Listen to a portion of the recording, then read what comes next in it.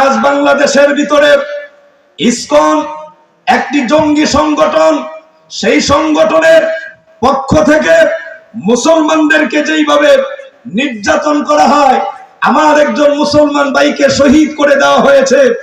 আমরা যদি মুসলমান হই, এমন অনেক মুসলমান আছে যারা এখনো ঘুমিয়ে আছে, এই বিষয়গুলো এখন পর্যন্ত জানে না। আল্লাহর তৈরি জান্নাত এত সহজ নয়। এটা মামুর বাড়ির কলা গাছের কলা নয়। কথা বলেন, মামার বাড়িতে গেলেন আর কলা খেলেন, এইরকম নয়। আল্লাহর তৈরি জান্নাত যদি কিনতে হয়, ও মুসলমান, আপনার ঈমান, আপনার জজবা, আপনার এই পৃথিবীতে আল্লাহ রাসূলের মহব্বতের প্রয়োজন যদি পড়ে, জান দেওয়ার প্রয়োজন হলে জান দিতে হবে। প্রয়োজন যদি পড়ে আপনার মাল দেওয়ার প্রয়োজন হয়, মাল দেওয়ার প্রয়োজন হলে দেওয়ার দরকার আছে না নাই? দিলেই আপনি আল্লাহর তৈরি জান্নাত কিনতে পারবেন। জান্নাত আল্লাহর তৈরি এত সোজা নয়। আসসালামু আলাইকুম ওয়া রাহমাতুল্লাহি ওয়া বারাকাতুহু। ওয়া আলাইকুম আসসালাম ওয়া রাহমাতুল্লাহি ওয়া বারাকাতুহু। সম্মানিত উপস্থিতি, আজকের এই আয়োজনের আমিও একজন সদস্য। এই মকরমপুরের আজকের যে আয়োজন, আহলুস সুন্নাহ পরিষদের আমিও একজন সদস্য। মূলত বক্তা হিসাবে মাইকে উঠানা। এই গ্রামের প্রত্যেকটা পরিবারের ছোট বড় সকলের সাথে আমার আত্মার একটা সম্পর্ক। সেই সম্পর্কের সুবাদে আমি মাইকে উঠা। আপনারা যারা বাইরে আছেন, হুজুর ইনশাআল্লাহ রওনা হয়ে গেছেন, সময়ের ভিতরেই চলে আসবেন। আপনারা সকলেই চলে আসেন। আর আমাদের আহলুস সুন্নাহ পরিষদের সদস্য যারা, আমাদের তিরপাল যতগুলো আছে, যদি তিরপাল ব্যবস্থা যদি এখানে সংকলন না হয়, আপনারা নিজ নিজ বাড়ি থেকে তিরপালগুলো এখনই নিয়ে এসে পড়ে। প্রয়োজন বশত আপনারা এগুলা বিছাই দিবেন। বাহিরে যারা আছেন, দাঁড়িয়ে আছেন, আপনারা মেহেরবানি করে ভিতরে চলে আসেন। কারণ হুজুর আসলে তখন একটা দৌড়াদৌড়ি সবারই লাগবে। এই দৌড়াদৌড়ি না করে আমরা সবাই চলে আসি। আর মিডিয়ার যারা আছেন, আপনারাও প্রত্যেকের জায়গাগুলোতে অবস্থান করেন সুশৃঙ্খল ভাবে, যেন কোনো ধরনের কোনো অসুবিধা না হয়। আপনারা প্রত্যেকের জায়গাতে অবস্থান করেন।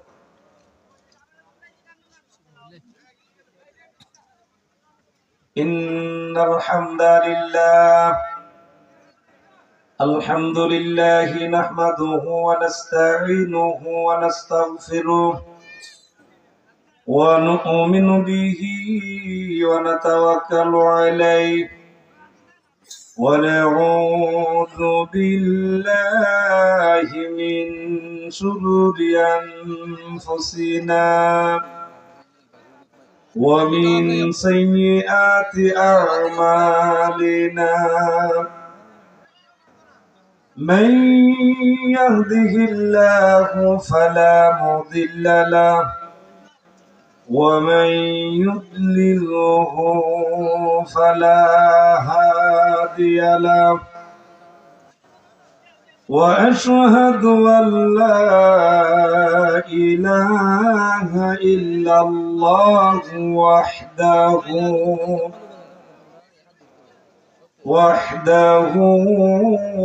لا شريك له وأشهد أن محمدا عبده ورسوله الذي أرسله بالحق بشيرا ونذيرا وداعيا إلى الله بإذنه وسراجا وقمرا منيرا أما بعد فأعوذ بالله من الشيطان الرجيم بسم الله الرحمن الرحيم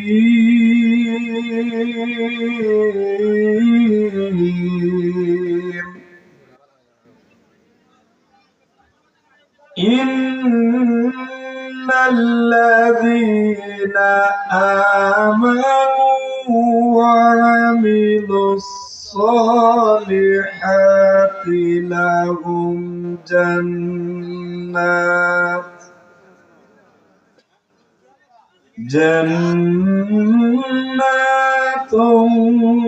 تجري من تحتها الأنهار ذلك الفوز الكبير صدق الله العظيم وقال الله تعالى في شان حبيبه ومحبوبه ومعشوقه آمنا ومخبرا إن الله وملائكته يصلون على النبي يا أيها الذين آمنوا صلوا عليه وسلموا تسليما يا اللهم صل سيدنا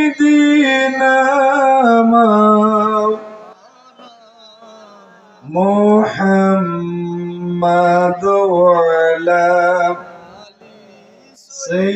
سيدنا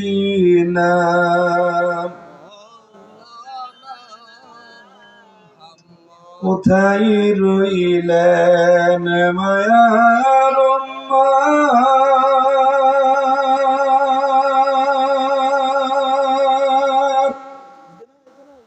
কোথায় রইলেন বুঝি না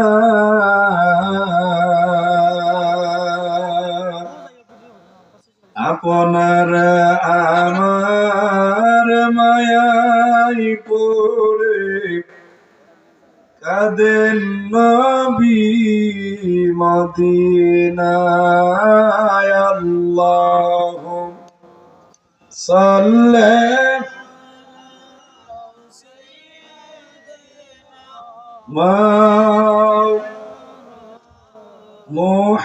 محمد وعلى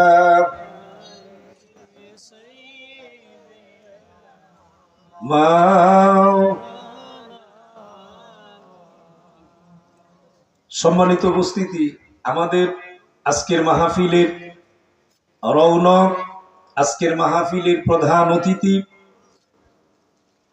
আমির তাহরিকে খাতমে নবুয়াত বাংলাদেশ শাইখ আল হাদিস আল্লামা মুফতি ডক্টর সৈয়দ মোহাম্মদ এনায়েতুল্লাহ আব্বাসী ওয়া সিদ্দিকী হাফিজাহুল্লাহ মোটামুটি 10 মিনিটের ভিতরেই ইনশাআল্লাহ পৌঁছে যাবেন।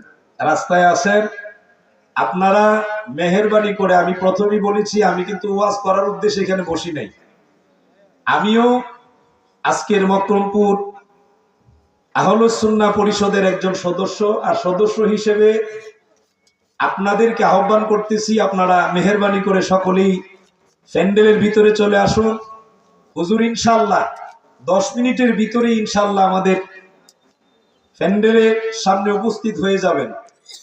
আপনারা এদিক সেদিক ঘোরাফেরা না করে পরবর্তীতে হয়তো দৌড়াদৌড়ি করবেন, হ্যাঁ, জায়গা পাওয়ার জন্য অনেক সময় ধাক্কাধাক্কিও করবেন। সেজন্য আমি বিশেষ অনুরোধ করছি আপনারা সকলেই চলে আসুন।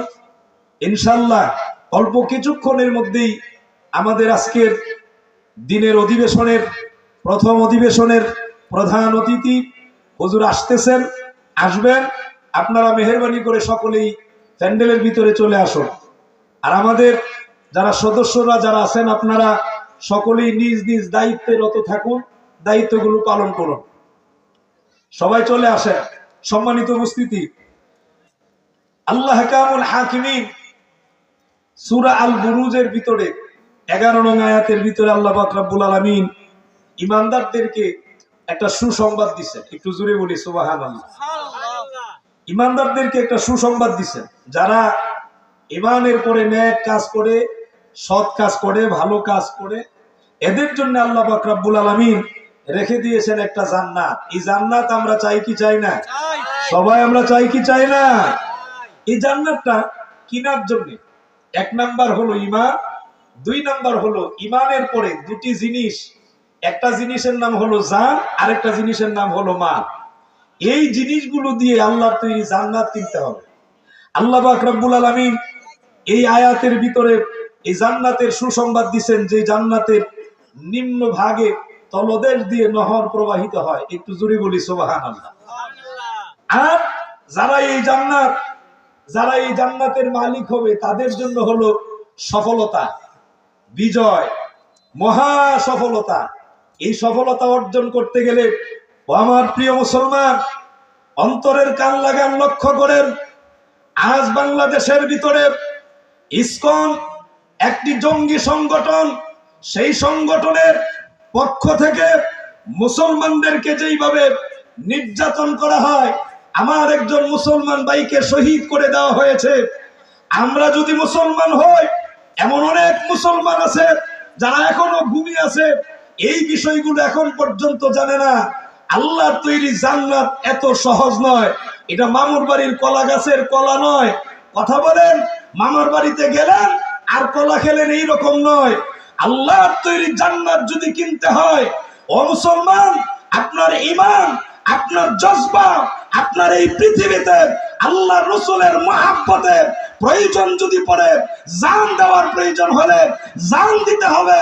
প্রয়োজন যদি পড়ে আপনার মাল দেওয়ার প্রয়োজন হয়, মাল দেওয়ার প্রয়োজন হলে দেওয়ার দরকার আছে না নাই?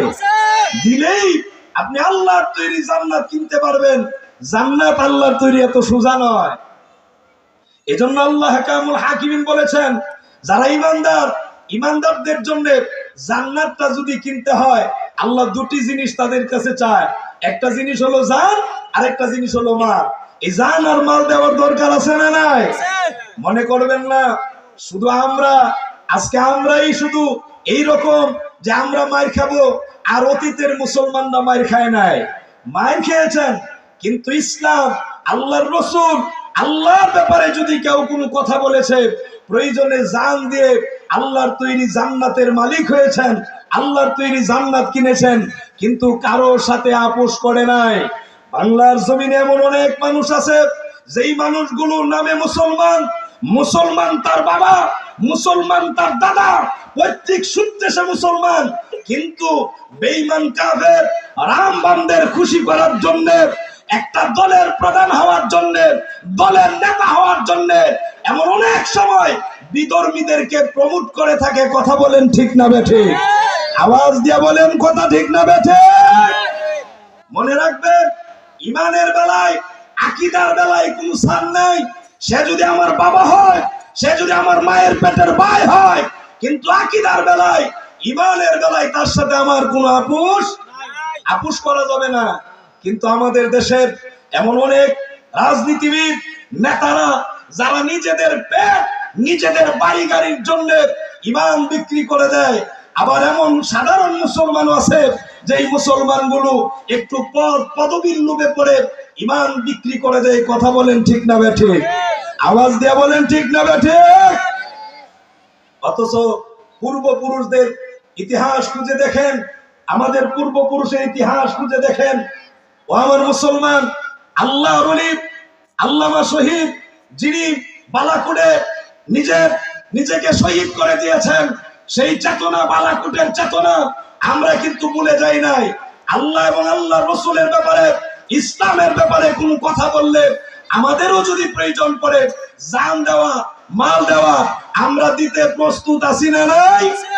দরকার আছে না নাই? সুতরাং আমার মুসলমানেরা, এই কিছুক্ষণের মধ্যেই ইনশাআল্লাহ হেলিকপ্টার মনে হয় ল্যান্ড করবে। আপনারা এখনো যারা বাহিরে আছেন, এদিক সেদিক আছেন, আপনারা সকলে চলে আসেন। আপনারা মেহেরবানি করে সবাই চলে আসেন। ইনশাআল্লাহ এই কিছুক্ষণের ভিতরে ইনশাআল্লাহ হেলিকপ্টার ল্যান্ড করবে। আপনারা সবাই চলে আসেন।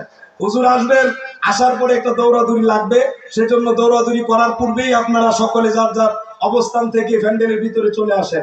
আমরা এখানে আসছি আল্লাহ কোরআন থেকে, আল্লাহর রাসূলের হাদিস থেকে যেই বয়ান দেওয়া হবে, যেই বিষয়গুলো আলোচনা করা হবে, আমার পূর্বে যিনি আলোচনা করেছিলেন, আমাদের আজকে এই মকরমপুর দাখিল মাদ্রাসার, প্রস্তাবিত দাখিল মাদ্রাসার সম্মানিত সুপার, যিনি হযরত মাওলানা উবাইদুল্লাহ মোহাম্মদ আবুল খায়ের সাহেব, উনি আলোচনা করেছেন। উনি বলেছেন যে ডক্টর এনায়েতুল্লাহ আব্বাসী হাফিজাহুল্লাহ, উনি এমন আলোচনা করেন, আমরা তো উনার ছাত্র হওয়ার, আমাদের যদি ছাত্র হইতে পারতাম নিজের সৌভাগ্য মনে করতাম। অনেক ছাত্র আছেন হুজুরের আলোচনা, এমন আলোচনা গোটা পৃথিবীর ভিতরে হুজুরের আলোচনা সর্ব বিষয়ে, সব দিক দিয়া, কোরআন হাদিস দিয়ে যেই কথাগুলো বলে, যেমন বলেছেন রাজনীতির কথা, এরপর অর্থনীতির কথা, সামাজিক নীতির কথা, সব নীতির কথা, সকল বিষয়গুলো আলোচনা করেন। আমরা এসেছি হুজুরের জবান থেকে, আমরা মূল্যবান এই তাফসীর শোনার জন্য। আমিও আপনাদের সামনে মাইকে বসেছি আলোচনা করার উদ্দেশ্য নয়, যেহেতু আমিও বারবারই বলছি, আমি আজকের এই মকরমপুরের আহলুস সুন্নাহ পরিষদের একজন সদস্য। সেই সদস্য হিসাবে আপনাদেরকে আহ্বান করছি, আপনারা চলে আসেন, ভিতরে চলে আসেন। এই মোটামুটি সময় নিকটবর্তী, এই উনার হেলিকপ্টার ল্যান্ড করবে হুজুরের। সুতরাং যেন আমরা দৌড়াদৌড়ি না করি, সুশৃঙ্খল ভাবে আমরা সকলেই ভিতরে চলে আসি, প্যান্ডেলের ভিতরে চলে আসি।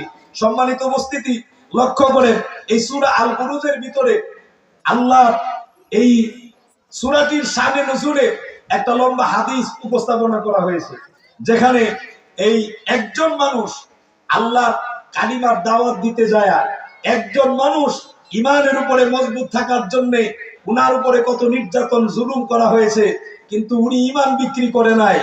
আমরা কিন্তু 10 টাকার বিনিময়েও ইমান বিক্রি করে দেই, এমন লোক আছে না নাই?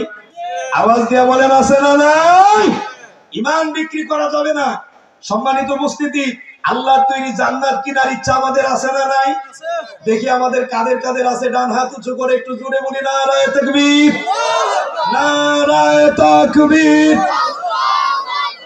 নারায়ে রিসালাত, আহলে সুন্নাত ওয়াল জামাত, মকরমপুরের সুন্নি মহাসম্মেলন।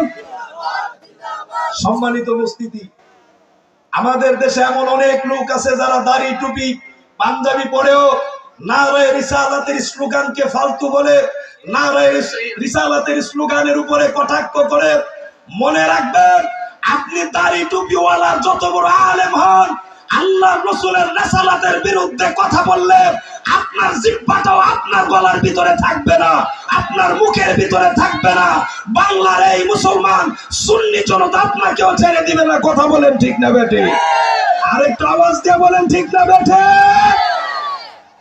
সুন্নি জনতা মনে করবেন না ঘুমিয়ে গেছে, ঘুমায় থাকে নাই।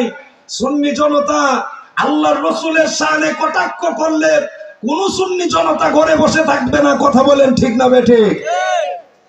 বড় দুঃখ এবং পরিতাপের বিষয়, মাঝে মাঝে কিছু পাগল ছাগল এগুলা পাগলামি কথাবার্তা বলে। এরকম কিছু পাগল ছাগল আসেনি? আরো জুড়ে বলেন, আসেনি?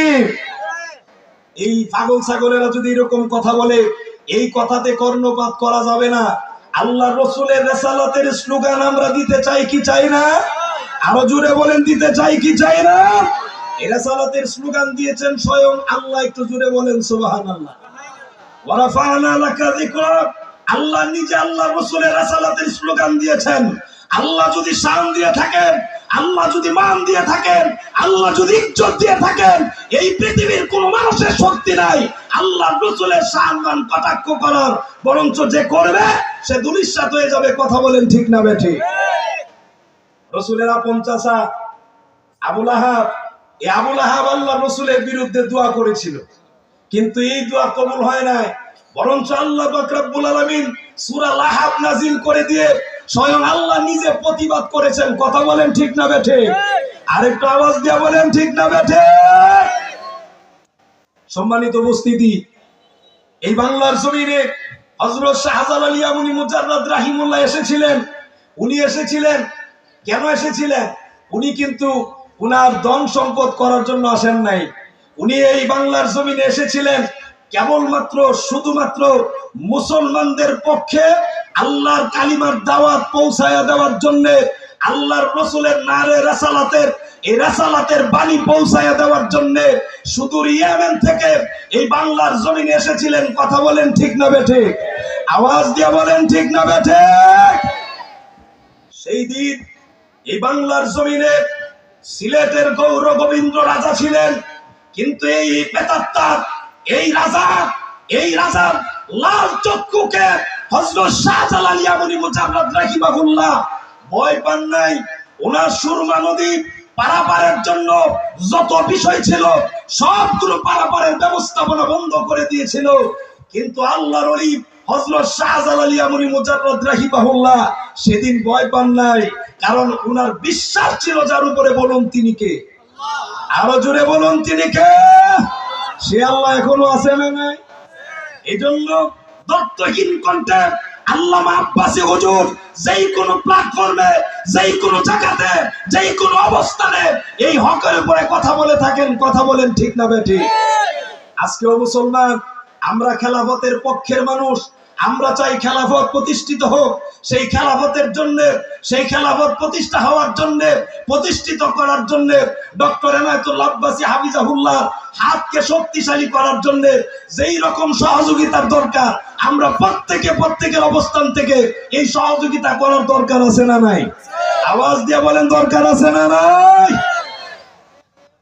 সেদিনও তো হযরত শাহজালাল, ওই যে আমাদের সামনে হেলিকপ্টার এসে গেছেন, ডানে বামে যারা আছেন, সামনে যারা আছেন, দোকানপাটে যারা আছেন, আমরা প্রত্যেকের অবস্থান থেকে আমরা সকলেই আমরা বসে যাই।